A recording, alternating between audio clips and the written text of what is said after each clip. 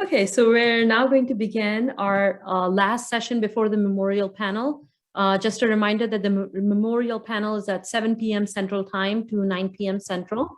And so this is our last panel. Right before that, we are going to log off the meeting like we've been doing right after this panel. So the way that we're going to be conducting is that every speaker is going to speak for about 29 minutes. And in that 29 minutes will be their Q&A. And I'll sort of chat message you when your time's up. I'm going to go ahead and start so that I don't eat up speaking time. We're going to start with Jennifer Kling from University of Colorado, who's going to talk about resettling refugees, state obligations, and egalitarian concerns. Okay, I'll go ahead and get started. Hi, everyone. I'm Jen Kling, University of Colorado, Colorado Springs. And I do just want to say, I'm speaking about refugees today. And Ami was the first person who told me that this was real philosophical work and that I should keep doing it because I was at a conference as a grad student. It was sort of one of my first conferences experiences, and I gave a talk, and I sort of opened the talk by saying, my advisor told me this wasn't real philosophy, but I wanted to say it, so I'm going to do it anyway. And she came up to me after my talk and was like, this is real philosophy. You need to do this. So Ami actually sort of got me started on one of my current research trajectories, which is pretty awesome. So I was excited to give this paper in honor of her, which is something that I've been working on for a while. So I just wanted to flag that. All right, so I'll be talking today about refugee resettlement and about state obligations to resettle refugees, but also some egalitarian concerns that come up when we start to think seriously about refugee resettlement.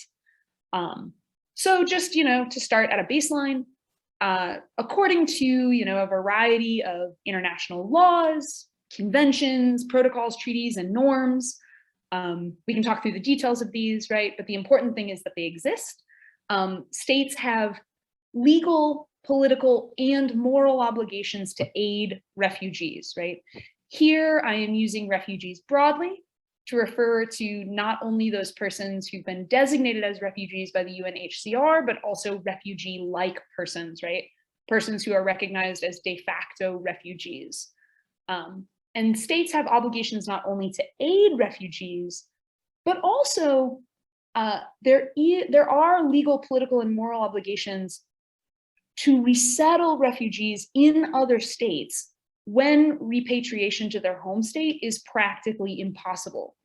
The international community, as we all know, has largely offloaded these obligations to the UNHCR, which grants refugee status, right? Organizes resettlement and repatriation, and provides other kinds of short and long-term aid to refugees, right? Importantly, since World War II, the UNHCR, as well as many states that exist alongside the edge of military conflicts, have created and maintained refugee camps. Now, these camps elide the need for resettlement in some sense by warehousing refugees and other displaced persons. So I'm borrowing this language of warehousing from Serena Parekh.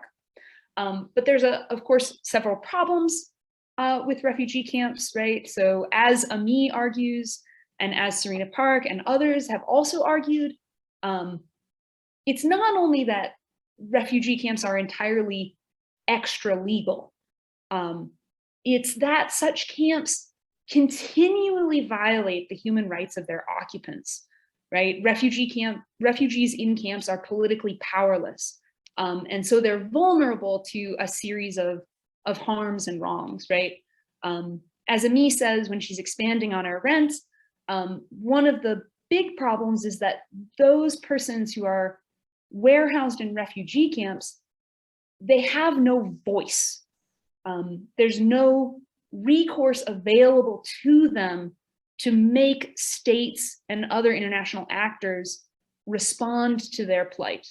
And so their violent silencing through their placement in refugee camps is severe and ongoing. And it's crucial, I think, to understand that this silencing occurs regardless of whether refugees in camps are subject to other harms and wrongs as well. That is, right, sort of regardless of whether the camp in question provides physical, psychological, and community security and other sort of forms of aid as well. So we can think about sort of the ideal refugee camp. Such a thing is kind of funny to imagine, but we could think about it. And even the ideal refugee camp would be engaging in this kind of silencing, right? This kind of political silencing. And so refugee camps sort of have an intrinsic harmfulness and wrongfulness that they're engaging in, okay? So my basic move is to say that, look, given the ongoing harms and wrongs that refugee camps sort of embody and perpetuate, right? Because of course, even, right, so I said, even if we think about the ideal case, refugee camps are still going to be engaged in silencing. Now think about actual real world cases, right? And we think that actual refugee camps perpetuate a number of harms and wrongs against the folks who are being warehoused in them, right? Sort of as Ami argues and as Serena Park argues and others as well. So given these ongoing harms and wrongs, I think it's clear that the burden actually falls back to states, at least in the sort of current legal and political system that we have in place. The burden falls back to states to resettle those refugees for whom repatriation is not a meaningful option, okay? Because we might say initially, look, states have this obligation to resettle. States don't want to do that for a number of reasons. And so they sort of like push this burden onto the UNHCR, which creates camps. And then I'm saying these camps are not going to do the trick. So that brings the burden of resettlement back to the states, okay?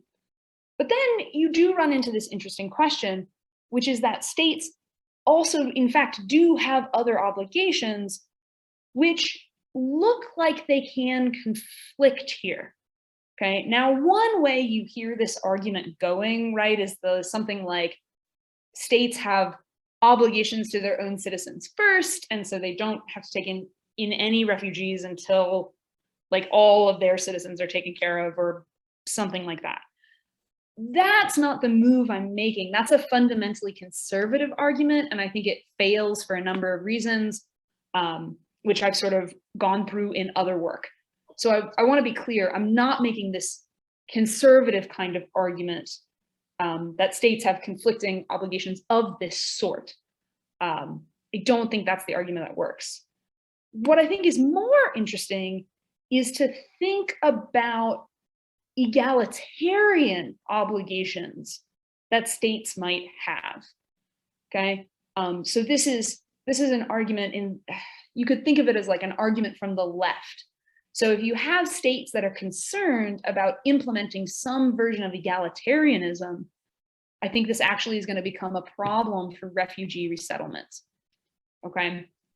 So let's consider some egalitarian theories of equality, right? Of course, there are many different egalitarian theories out there, but there are at least two really familiar contenders that I want to think about today, right? And either of these contenders are, I think, ones which states that are concerned to promote equality might be obligated to consider, right? So the first one is distributive egalitarianism. Distributive egalitarianism understands equality to be a distributive relation, right? So two people are equal so long as they enjoy equal amounts of some distributable good, right? That's sort of standard distributive egalitarianism. That's sort of one contender, right? The second contender, sort of equally popular in the egalitarian literature, is relational egalitarianism. So relational egalitarianism understands equality to be a social relation, right? So you say two people are equal when each accepts the obligation to justify their actions by principles acceptable to the other. And when they take sort of mutual consultation, reciprocation, and recognition for granted, right? Now, there's a long debate in the egalitarian literature about what form of egalitarianism we should take up as a political matter. I'm actually really ambivalent here about what the best version of equality is for egalitarians to endorse.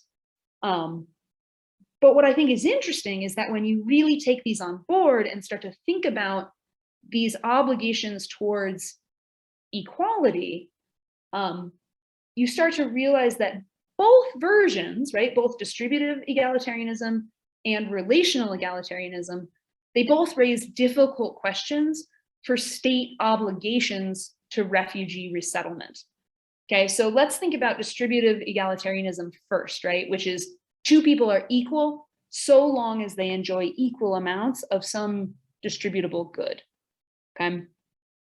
Now, as a matter of practical reality, right, a single state is not going to be able to absorb the sheer mass of refugees that currently exist, right?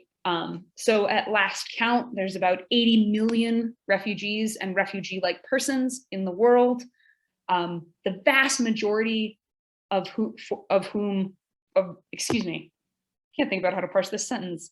The vast majority of which repatriation to their home state is not a practical possibility, okay?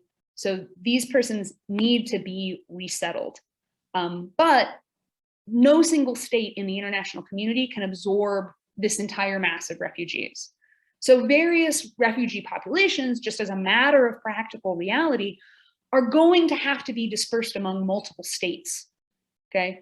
But it's also true that not all of these states will be equally prepared to, or even able to, supply an adequate distribution of resources such that we can say that the refugees that go to these different states enjoy distributive equality, right?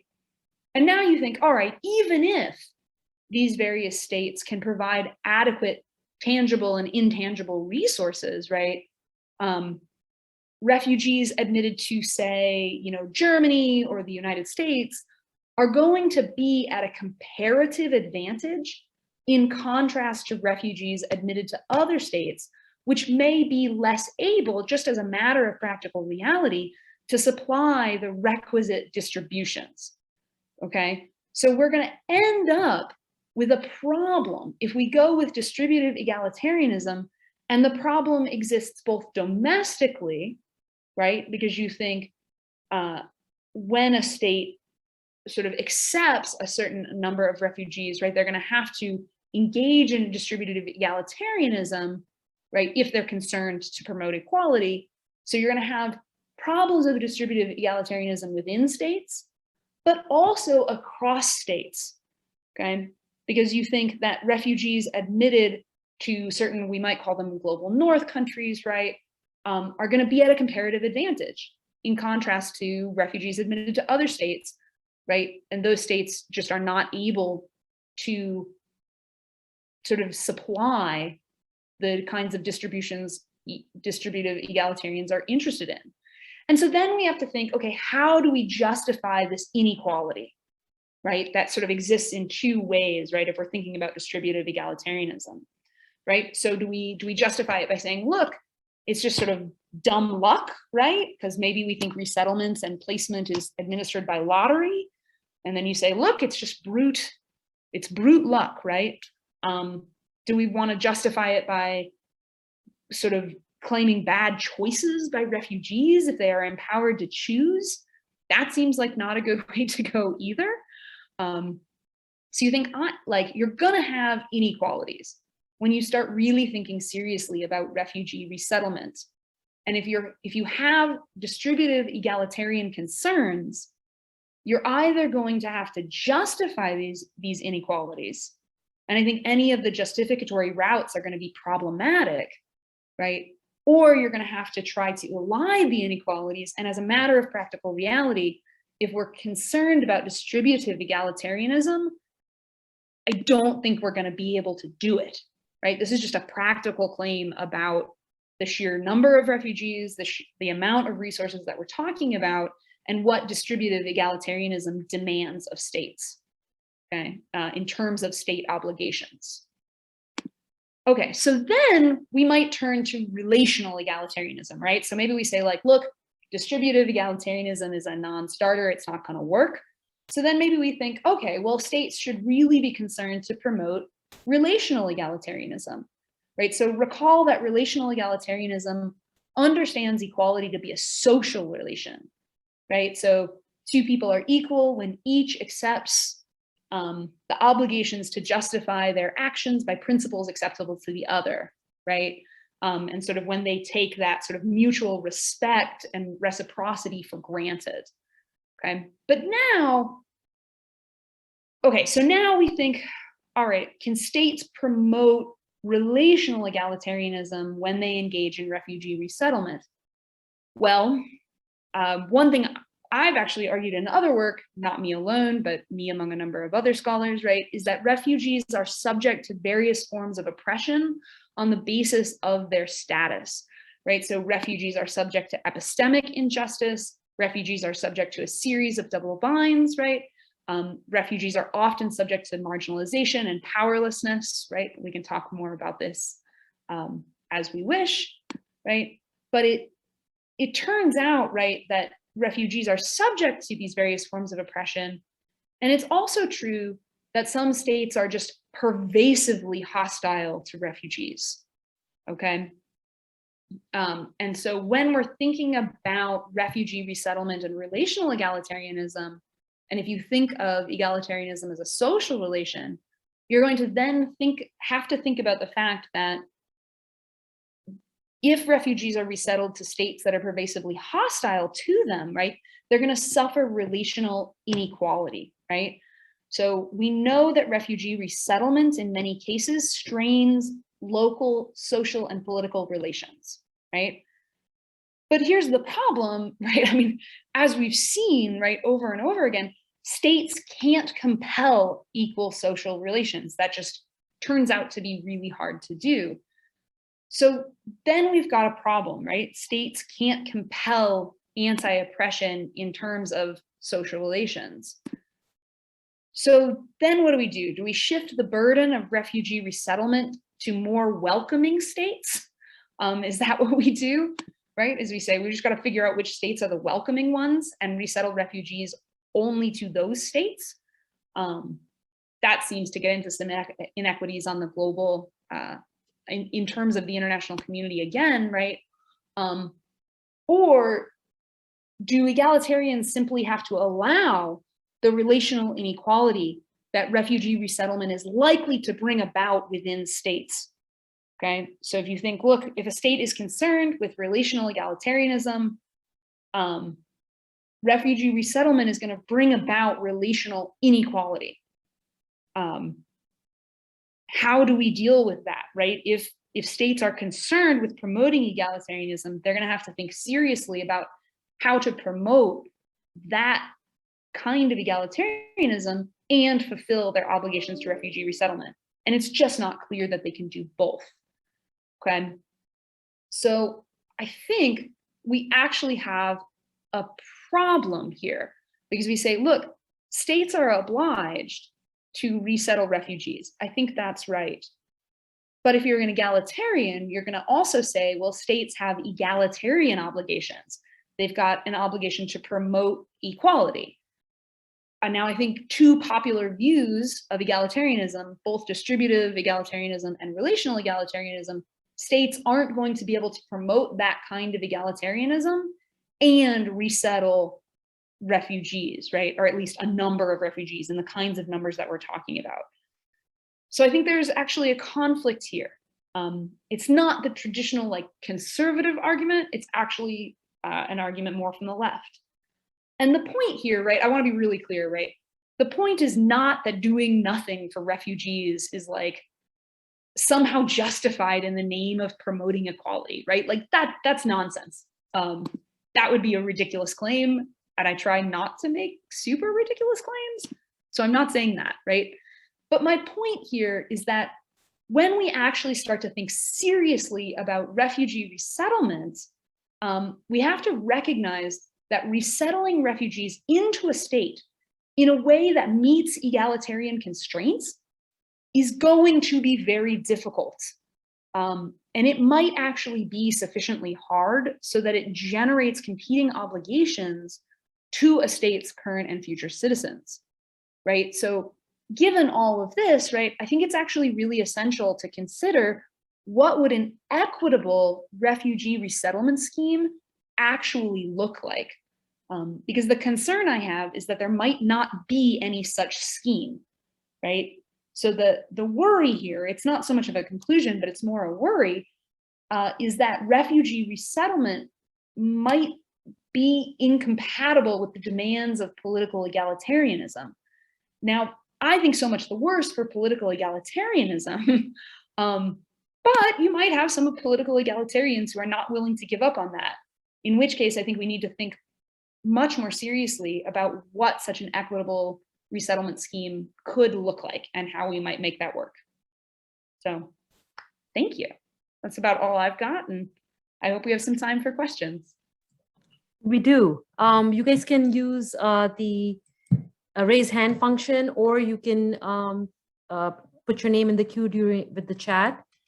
So if you have any questions, that'd be a great time to ask. I think we have a good 7-8 minutes to question and answer. Cool. Or everybody's just convinced. We don't have any political egalitarians here. I was literally going to just say that was so well delivered. I don't even know if we have questions. It was just solid. Thank you. I appreciate it. Maybe just nobody's a political egalitarian anymore and I've been talking to the wrong people.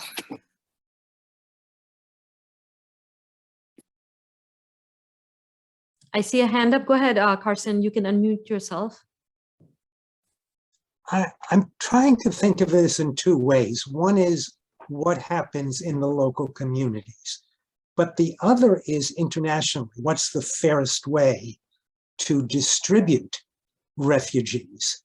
And are you addressing both of those questions? Okay, so what would you say? I'm not quite clear what you're saying about the second. Okay, great. Yeah, so I'm addressing both of those, right? So, I mean, also, I hate that we have to talk about this, right? Because one of the problems when we start thinking about political egalitarianism and refugee resettlements, right? And especially when we talk about refugee resettlement, we end up objectifying refugees. And I think that that's like a deeper problem in the discourse. So I just wanted to like flag that. But yes, so thinking about the relational egalitarianism, right? So on the one hand, in the local community, refugees are an oppressed group in a variety of ways. So refugee resettlement into particular states strains social and political relations. So you're going to have relational inequities get up and running when you resettle refugees, given that we know a number of states are pervasively hostile to refugees, right? That's at the local level. Now at the international level, you think this actually sets up another problem, because relationally, then you think, all right, we don't want to send refugees to places where they're just going to be more oppressed. Okay, so then what do we do? That now we have to look around and pick out the states that are welcoming, right, or nicer, and we say, well, here is what happens because you happen to be a nice state or a more welcoming state, right, or a non-oppressive state. We're going to send the bulk of refugees to your state. Now, there's a way in which that's much more fair for refugees, but it immediately creates much more of a burden on those states that are welcoming, right? So then you've created inequities at the international level as well, right? Because you're going to then create relational inequities among the states themselves on the basis of how they view, right, as a social fact, refugees. So that's kind of where I think you run into that problem. Does that help? Yeah, it's a dilemma then. So you don't have a clear, there's no way to get a formula unless somehow you work it out by sort of negotiations. Exactly, right? And I think that this is this is a problem that's largely been elided by the creation of refugee camps, right? So that's why I started out by talking about camps, because you might think one way to get around these really tricky egalitarian negotiations is by just warehousing folks, right? But as I argued, I think it's a totally unjust, oppressive solution. It's not even, right? It's just not. And so I think we have to come face to face with this. Yeah. Serena? Thanks, Saba. Hi, Jen. It's nice to finally see you in person. I've read a lot of your work, and Oh, I've read so much of your work. Hi. yeah, Sorry. likewise. Hi. I'm gonna fangirl everybody for just a minute. Hello. Oh, great to meet you, and thanks for the paper. So I have a question. It's a really interesting way that you framed one of the dilemmas around resettlement. And so it's sort of a two-pronged question. I wonder, on the one hand, what you think of like Alex Betts's new book, who kind of addresses a similar thing. And his starting premise is that, Western developed countries are not going to take in refugees, so we should let them stay in the global South, and we should focus on integration programs, in particular job creation, and figure out where they work and how they work well. And I think I feel like he's sort of given up the ethical objective of resettlement by doing that, but his point is sort of a similar one to the one you're making. Like, we can't do it, so let's think of other ways of actually helping refugees access their rights. And then the other prong, like one of the reasons I'm suspicious of Alex's position is because I tend to think of the attitudes of people towards refugees as being very malleable and very socially constructed. So we know that in the US, like when refugees, and any group of refugees is resettled, surveys show people don't want them, and then within a few years people show that of course they should be here and they're just like us. And so attitudes change very, very much depending on integration programs, depending on other kinds of socio-economic and political factors that are sometimes exploited by xenophobic politicians. And so I just wonder if we're conceding too much already when we say, well, there are just some states that will not accept refugees. So I just wonder what you think about both of those. Yeah, no, thank you. Yeah, so I tend to agree with you about Alex's book, right? Because I think in many ways, like he and I are worried about the same thing, right? Which is like the pragmatics of this, right? You heard me sort of keep saying like the practical reality, right? Because I'm like, these are people who are alive and we have to do it now, right? It's not a theoretical philosophical concern. And so I'm very concerned with thinking through the practicalities of this, right? Because I think that constrains what we can do. But a big part of what I don't want to do is like give up on, for I think of it as a political value, right? Like I think there's a political argument here and we shouldn't give up on that and just keep staying to states in the global North. Like, this is an obligation that you have. Not only legally, but also politically. And so I'm not willing to give up that fight quite yet. I'm willing to be practical, but like not that practical, if that makes sense. So I think I have a sort of a similar view there. And in regard to the second question, I think that's exactly right. And so I think one of the ways in which I'm sort of developing forward, and I don't have a set view yet, is that if we take up the relational egalitarian sort of approach, because I think that's actually going to be more of a starter than the distributive egalitarian approach that probably came across in my presentation a little bit, then what I actually think it might do is generate strong obligations to states to try to fight those relational inequities that are going to come about as the result of refugee resettlement, right? So what you might have are secondary or tertiary obligations that then get up and running, right? Which are going to call for integration programs and education programs, right? And all of these kinds of things. But then of course, again, you run into the practical response of, right, then you have to figure out how to get these programs off the ground, especially in states that are pervasively hostile to refugees, particularly because they do have sort of xenophobic otherwise right-wing politicians in power. And you're gonna have to figure out how to get those programs up and running in that kind of environment. And so I think that that's gonna be sort of tricky. Again, I think doable, but it's gonna generate these, I think I would call them tertiary obligations that we're also gonna have to work through, right? So this is sort of the start, but I think that's what I would maybe wanna say if we end up going with relational egalitarianism. So thank you. Yeah, thank you. Yeah, it was so nice to meet you. Sorry. I know there's another hand up for Elaine, but we are out of time for Jen. So thank you so much, Jen, for a wonderful paper. But we can, maybe Elaine, you can, park your question till the end and we can sort of continue afterwards as well. But thank you, Jen, for such a wonderful paper. Yeah, thank you all so much. Next up is Karsten Struhl at the New School of Public Engagement at CUNY.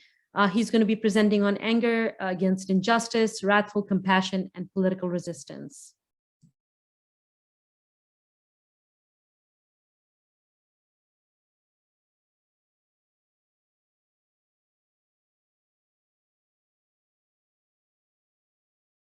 Myself. Can you hear me? Oh, yes. Now we can. And you can all see the screen. Good. Okay.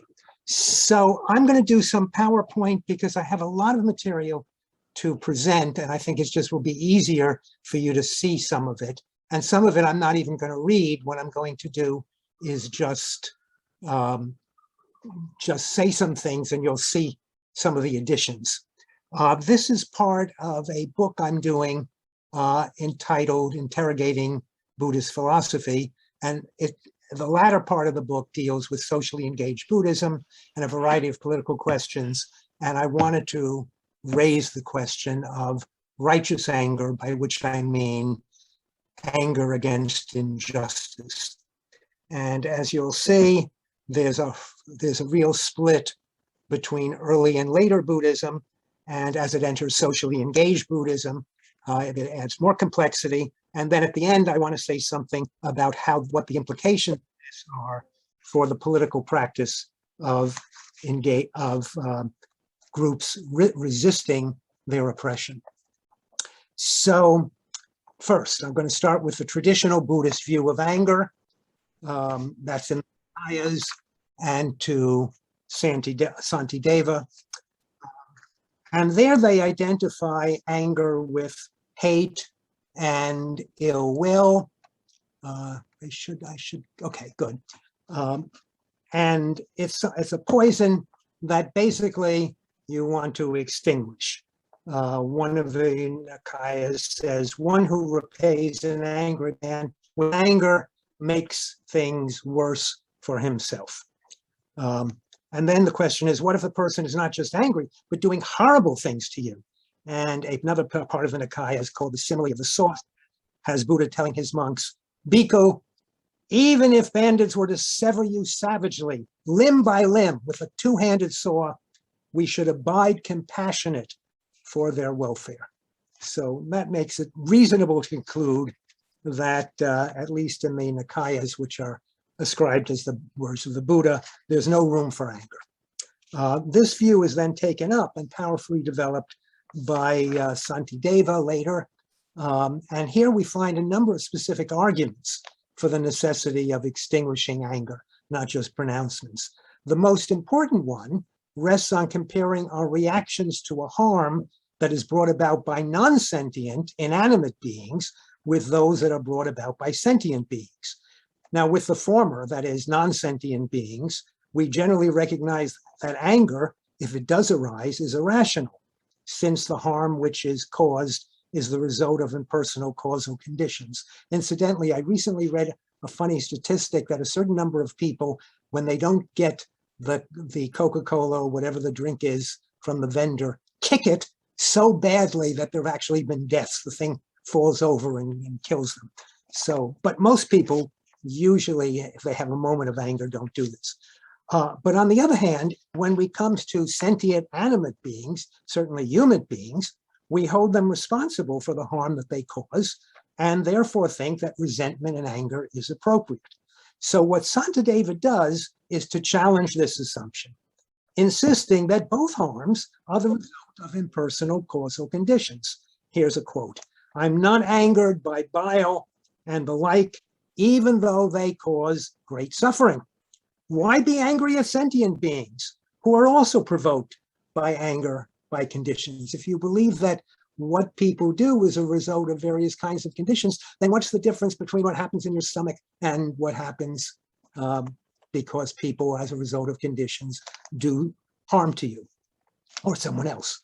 The goal of this argument is to enable the reader to eliminate anger by reflecting on its irrationality. And the underlying assumption, as one writer, Christopher Gowan, puts it, is, quote, "The elimination of the cognitive component brings about the elimination of the affective component." Now, Santideva's other argument makes essentially the same assumptions. They all basically suggest that there's something bad about anger. Once we understand that, we would wish to get rid of it. So it destroys peace of mind. Those who harm us should, in fact, he says, be regarded as our benefactors, as they provide an opportunity to practice patience. And we should aspire to an enlightened state of mind in which we seek the happiness of all sentient beings. So before proceeding further to the development of the later Buddhist ideas of anger, I want to make several observations about first, the argument that anger is passion because all harms are a result of impersonal causal conditions presupposes an incompatibilist or hard determinist account of moral responsibility, which is at least problematic. Second, while it is often helpful to reflect on the irrationality and problems which can be created by reactive emotions like anger, it's by no means obvious that the cognitive understanding is sufficient to extinguish the emotion. Anger often seems to have an energy which goes beyond its cognitive component. I can tell myself, I shouldn't be angry now. And that doesn't make the anger go away so easily. Thirdly, while it's undoubtedly true that anger often destroys one's peace of mind, insofar as it has a tendency to fester, it is far from certain that it always does this. Does the person who is angry in the way that Aristotle prescribed, angry at the right target, for the right thing, for the right amount of time, necessarily suffer a loss of peace of mind? Such moderate anger might, in fact, even increase one's peace of mind. Nonetheless, there are two aspects of anger which does seem to me inconsistent with fundamental Buddhist claims. First, anger would be a form of self-assertion, while Buddhism sees attachment to the self as the root of suffering. Second, anger seems fundamentally at odds with the Buddhist ideal of universal compassion, a compassion which seeks the happiness of all sentient beings. Thus, if anger is to be compatible with Buddhism, it can only be a form of anger which does not involve attachment to the self and which is compatible with universal compassion. So the question is, how is that possible? And now I come to the next section, which has to do with the tantric and Zen use of anger. So this is a picture of a sculpture in the Richmond, Virginia Museum of a wrathful deity, Yamantaka Vajrabhasirava. The museum description says, quote, "Ferocious and commanding, this buffalo-headed Buddhist deity subjugates gods, demons, and animals that stands for evil and suffering. A garland of heads symbolizes the conquest of the ego and hangs from his neck." The particular sculpture may be said to represent the most wrathful form of wisdom, whose task is to destroy all obstacles to enlightenment, which is to say, the three poisons: ignorance, craving, and hatred and anger. Nonetheless, there's something puzzling here, since the destroyer of these poisons and afflictions personifies extreme anger, which is itself one of the three poisons. So don't we simply compound the poisons and afflictions by using a poison? Do we not simply create more negative energy by using a negative energy to destroy other negative energies. And that leads us to the skillful use of anger, which is in Tantric Buddhism. Much more to say about Tantric Buddhism, but I can't do it in this short description. So the best account of how poison anger can be transformed into Tantric anger relies on two texts. One is called the Wheel Weapon Mind Traveling Training, and the other is called the Poison Destroying Peacock Mind Training. And they're both ascribed to Dharmaraksita, who's an Indian Buddhist scholar who is said to have come from Tibet in 1042. And they're part of a literary tradition known as Lojong, which means mind training. Both texts begin with an homage to Yamantaka. In the Wheel Weapon, Dharmaraksita urges us to kill ego clinging in a most angry and violent manner. He says, call him, wrathful Yamantaka. Beat him, pierce the heart of the enemy, ego. But this anger can't be normal anger. It must be anger in a transformed state.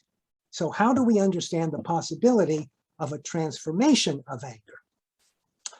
When peacocks roam the jungle of virulent poison, the flocks take no delight in gardens of medicinal plants, no matter how beautiful they may be, for peacocks thrive on the essence of a virulent poison. That's the first verse of the Wheel Weapon Mind Training. The second verse draws an analogy between the peacocks and bodhisattvas, who are the intended reference of heroes. Similarly, when heroes roam the jungle of cyclic existence, they do not become attached to the garden of happiness and prosperity, no matter how beautiful they may be, for heroes thrive in the jungle of suffering. The analogy immediately suggests that a bodhisattva, like the peacock, must embrace and transform the poisons into something positive. And the sixth verse makes this explicit. Quote, thus the bodhisattva's roams like the peacock in the forest of cyclical existence, converting afflictions which are like a jungle of virulent poisons into an elixir. Willingly embracing the afflictions, the hero shall conquer the poison. Incidentally, I did not know when I first read this that the description of the peacock is actually accurate. It actually is able to eat poison snakes and poison plants and turn it into nourishment. So by analogy, the advanced tantric practitioner can ingest and find nourishments in the moral poisons, including the poison of anger. And Emily McCrae, who I'll say something more about later, has suggested that we should think of this transformation as a form of metabolization. Let's see, that moves us here. Yeah, not yet. So I'll say more on that later, but the peacock, the point is the peacock is able to metabolize the plants so it becomes nourishment, and the bodhisattva is able to metabolize ordinary anger and turn it into an anger in the service of compassion. Now, the idea that anger can be used as a positive force occurs not only in Tibetan Vajrayana tantric tradition, but also within Zen Buddhism. Hakuin, who's accredited for having revived the Rinzai tradition, employed what he called selfless anger, often expressed in aggressive and even violent behavior, shouting and hitting, in order to frustrate his students and drive them to awaken to a non-dual understanding of engagement in the world. Here's a description of one disciple who approached a Zen master to discuss his understanding of Zen. Yogin, that's the Zen master, reviled him, struck him, drove him away. Anger, Gudo went one very hot day to a grove of bamboo, sat in meditation without a stitch of clothing covering his body. At night, great swarms of mosquitoes surrounded him and covered his skin with bites. Fighting at this time against a hideous itching, he gritted his teeth, clenched his fist, and simply sat as though mad. Several times he almost lost consciousness. But then, unexpectedly, he experienced a great enlightenment. Here is anger pushing people to respond angrily in such a way that they can be enlightened. At this point, I want to go to socially engaged Buddhism. Let me see, yeah. So one of the things to say about socially engaged Buddhism is, I quote Bhikkhu Bodhi, who's very much involved in various kinds of politically engaged work from a Buddhist perspective. He says, socially engaged Buddhism represents a decisive shift away from transcendent liberation or heavenly rebirth to the task of transforming oppressive systematic structures that cause grave suffering for people in this present world of concrete experience. John Moransky, in an interview, says that if the wisdom of anger could be liberated from its distorted projections, its intense energy would clarify into wrathful compassion. Notice the term wrathful compassion. It's compassionate, but still wrathful. We need to go beyond the self-centeredness of anger and use the energy to destroy patterns of greed, prejudice, and hatred that operate in all of us. So one other thing I'll just mention very briefly, which I don't have time to go through, so you can try to read them quickly. The Dalai Lama actually thinks that anger is good if it's done for the right reasons. And he doesn't just say that we should have anger initially. If you read the second quote, he actually said that as long as the goal of justice, social justice, is not achieved, we should continue to feel the anger. However, this is an anger which does not target specific persons, but targets the institutional structures as such. So, a couple of things now to say about anger in its positive function. You can read the quotes. Anger is a necessary survival strategy for those who are victims of oppression. It bears witness to oppression. It has an epistemic value. It's a necessary form of communication. It's an appropriate response to oppression, independent of whether it has good consequences. It provides a powerful source of energy which motivates political action. It can create a mutual recognition of anger, thus developing political solidarity, and attempts to silence or repress or manage anger, telling people who are angry, especially oppressed groups who are angry, hey, you shouldn't be angry, causes harm to the members of that oppressed group. But still, we have a set of arguments against anger. It can lead people to act irrationally. It can undermine clear thinking and reasonable communication. It can cause conflicts, which often undermine groups' cohesion. It can destroy an individual's peace of mind.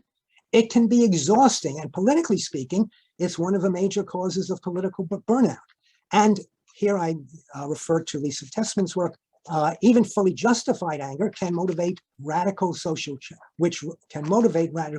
change, creates a character structure which is not only less than ideal, but is also a psychological and moral burden. And I'll just read the first part of the quote I've used. It is far from likely that raging political resistors can metabolize their anger, and thus that will have all kinds of problems. Notice the emphasis on metabolization. So, what can be done? And I think there's a way through the dilemma, and that's precisely going back to tantric anger.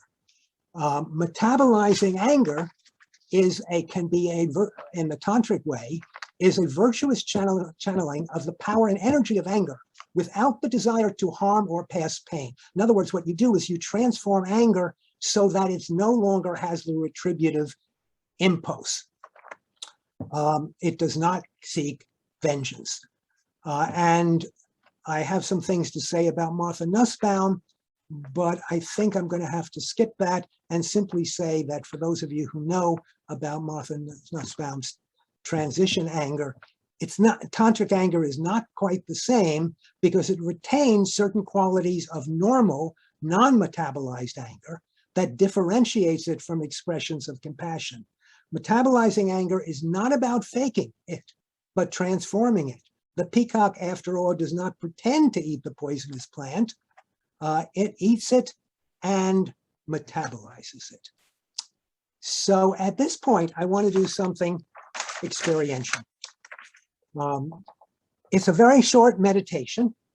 For those of you who have done forms of meditation, do whatever practice you do, and just listen to the words. You can read them or close your eyes, try to sit in a comfortable position.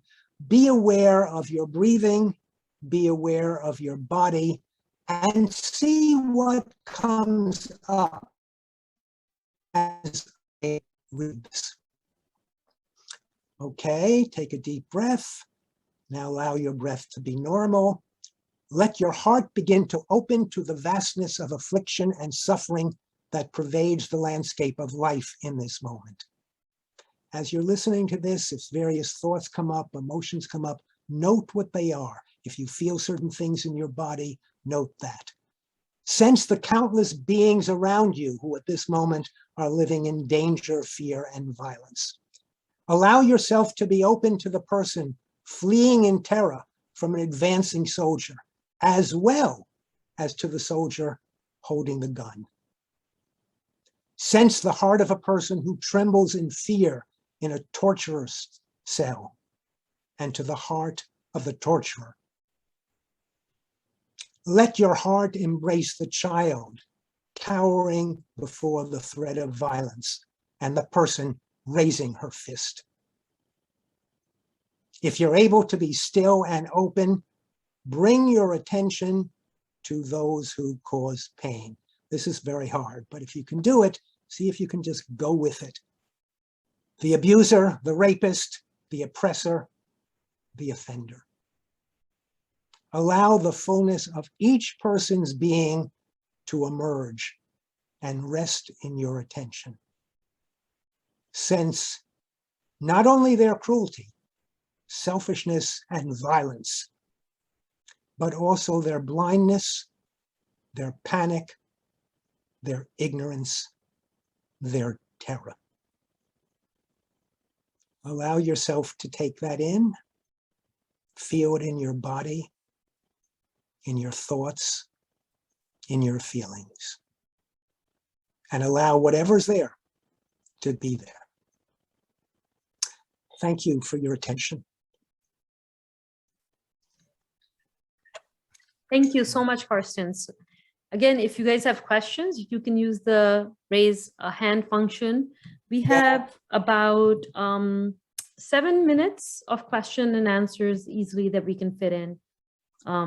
Or you can also cue yourself in the chat if you want. Mm-hmm.